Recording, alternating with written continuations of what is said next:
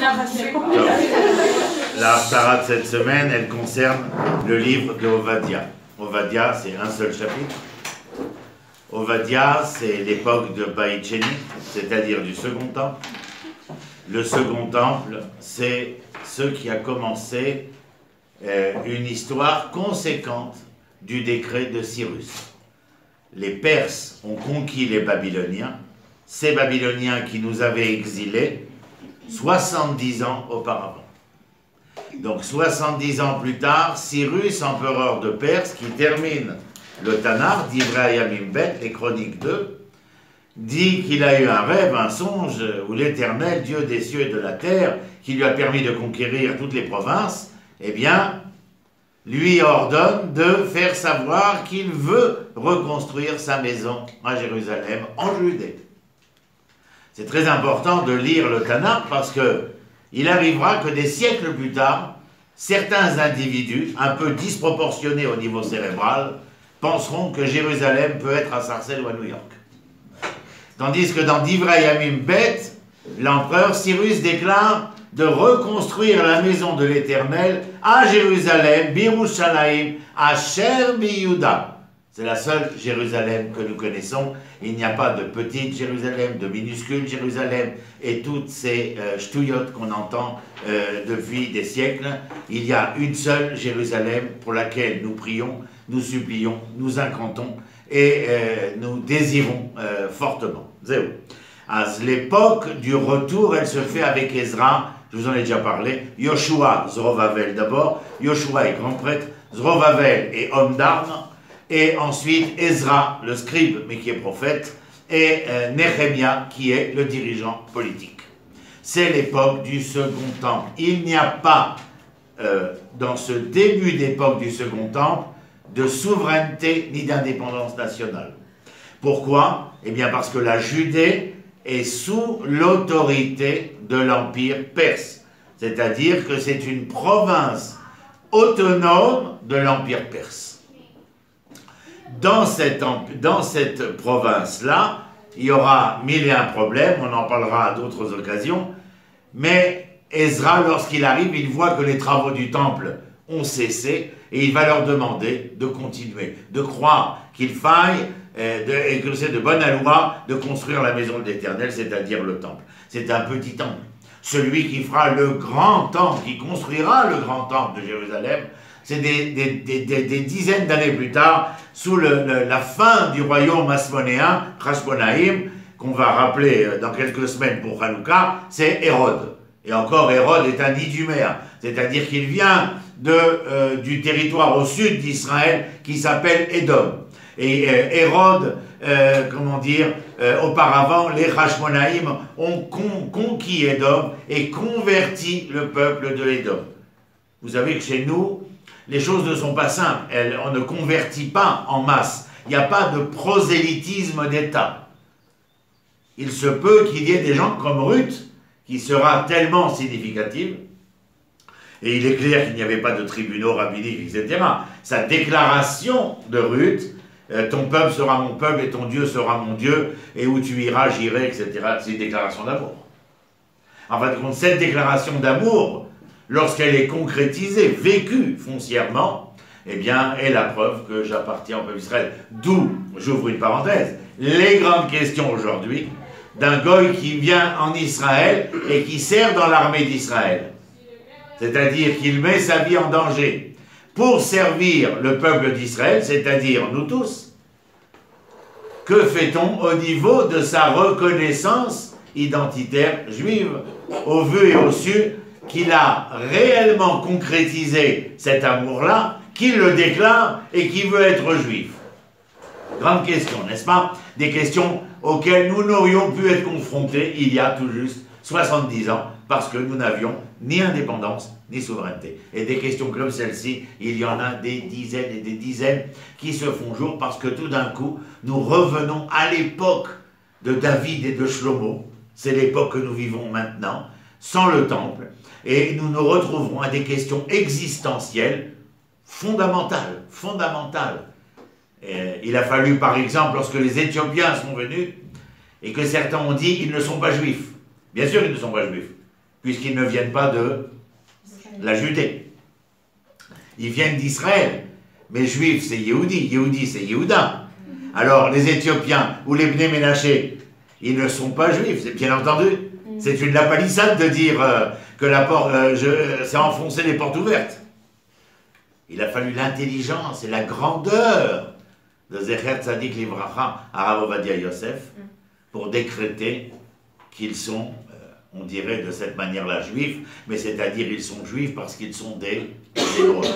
Voilà. Vous comprenez tous ces problèmes? Voilà. Tov. Le prophète Ovadia est confronté, lui aussi, à l'événement prophétique, c'est-à-dire une réalité qui va contrarier ce pourquoi nous sommes venus. Tous les livres que j'enseigne chez les prophètes, vous êtes confrontés à la même problématique. Il y a un rêve, il y a une réalité.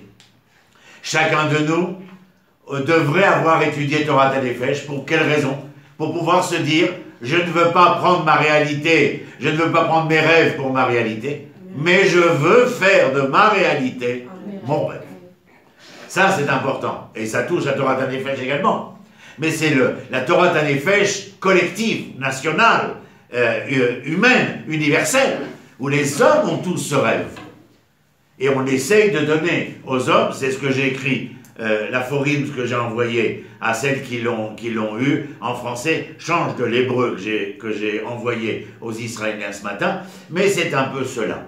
C'est-à-dire que nous sommes dans une ignorance totale parce qu'on nous met devant le nez, vous connaissez comment on attire Médor, hein, en lui donnant un os.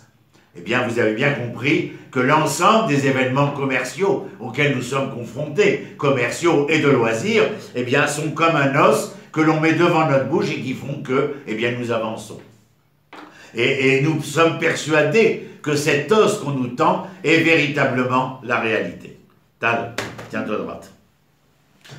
Donc, on va lire un peu de Ovadia et vous allez voir pourquoi je vous ai préparé, comme de vrais étudiants, des polycopiés que vous recevez à Tov. Chazon Ovadia, vous l'avez dans la deuxième feuille, vous avez la traduction en français, mais vous avez un Tanakh chacune, donc vous l'avez en hébreu également. Et je vous l'ai mis en français pour que vous compreniez beaucoup mieux. C'est bien? Donc vous avez Chazon Ovadia, Koamar Adonai le Edom. Ainsi parla l'Éternel à Édom. Vous savez qui est Édom maintenant? Le pays qui se trouve au sud d'Israël. Les habitants s'appellent Édomim, les Iduméens, dont un des plus célèbres Iduméens sera le roi Hérode, bien entendu, qui épousera la princesse dernière descendante de la lignée des Hashmonaïm. Et comme il voudra être le roi des Juifs, comme il le déclarera, c'est lui qui construira le temple de Jérusalem et quel est l'autre bâtisse célèbre qui est sur pied jusqu'à aujourd'hui? Marat Marpella, le tombeau des patriarches, c'est lui qui le construira. Et pour cela, pour devenir le roi des Juifs ayant libre cours à son geste et à sa pensée, il tuera sa femme, ses enfants, il éliminera tous ceux qui restent de la famille des Hashmonaïm afin de rester le seul souverain et d'avoir à lui la possibilité d'ouvrir une nouvelle dynastie. Il n'y en aura pas, les Romains prendront le pouvoir et puis vous savez, le temple sera détruit, etc. etc. Voilà, vous avez un grand spectre d'approche de connaissances politico-géo-historiques. C'est bien. Chazon Ovadia, Koamar Adonai Elohim Lehedom. Alors bien entendu, quand ce texte a été mis dans le canon biblique, tout le monde s'est demandé un chapitre, Ovadia, Lema, Lama. Toujours vous dites Lama, pourquoi? Et pourquoi? C'est-à-dire, vous vous rappellerez? Lema, pourquoi? Et Lama, pourquoi? C'est-à-dire, et c'est deux questions différentes. On va voir ensemble. Écoutez bien. L'Edom, Shmua Shamanu Me'et Adonai, Vetzir Bagoim Sular, Kumu Venakuma Alea la Milchama, en français, il dit ici, nous avons entendu une annonce de la part de l'Éternel, un messager a été envoyé parmi les nations, debout, levons-nous contre lui pour combattre. C'est-à-dire qu'on me parle d'Édom, et qu'on me parle au moment où on me présente Édom, pratiquement pour la première fois, comme un État. Qu'est-ce qu'on me dit? C'est la fin de Édom. D'accord? Guerre. Hein? La guerre. Oui, la guerre, mais c'est la fin de Édom. Et vous allez voir pourquoi j'ai préparé ces polis à vous donner pour travailler, comment à partir du Tanakh, vous allez rentrer directement dans une problématique conflictuelle de la civilisation contemporaine. Alors regardez ce qu'il dit ensuite, verset bête. Ine katon nataticha bagohim. Je ferai de toi quoi? Petit. Quelque chose d'insignifiant. Bazouille ata merod. Et tu seras quoi? Méprisable. Méprisable. Vous avez la traduction, vous m'aidez. Zedon libera. Asiecha shichri. Be chagave sela merom. Shifto amar belibo mironenu eretz. Quelle est la traduction? L'infatuation de ton cœur t'a égaré, ô toi qui habites les pentes des rochers, qui a établi ta demeure sur les hauteurs et qui dis en toi-même, qui pourrait me faire descendre à terre. Il a fait. C'est donc qu'on nous présente quelque chose de très clair. On nous présente un peuple qui est assurément persuadé de détenir le pouvoir, raison pour laquelle nos sages vont assimiler le nom de Édom, Édom dont l'ancêtre est Esav, et ils vont assimiler Édom à quel peuple? Oui, la civilisation chrétienne, occidentale, bien entendu, puisque la civilisation occidentale est judéo-chrétienne. Mais principalement une civilisation chrétienne. D'ailleurs, Rashi, dans Bereshit, chapitre 36, je ne vous l'ai pas mis, au verset 43, dira que l'un des princes descendants de Esav s'appelle Magdiel. Et à partir de Magdiel, nos sages sont venus sur Rashi dire que Magdiel était le prince de Rome. Qui connaissez-vous sous un autre nom que Magdiel comme prince fondateur de Rome? C'est facile. César. Non? Prince fondateur de Rome. Donnez la première lettre. Les R. Ah, non, comment? Rothschild. Non, je rigole. Ah, non, non, non. Rothschild. Il y a une louve à Rome avec deux bambins qui sont en train de téter la louve. Ils s'appellent Romulus et Rémus. Selon la légende... C'est une attraction chez Astérix. Ah ouais? Non, c'est Astérix qui a pris de l'historiographie romaine. C'est vrai?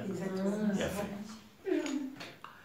Et c'est pour ça que ça sonne, en dehors de ça, après il a joué sur les X. Les us était le commun de l'appellation romaine. C'est vrai? De la même manière, Ave César, Ave Centurion, le signe aussi que les nazis reprendront sur la main levée, etc.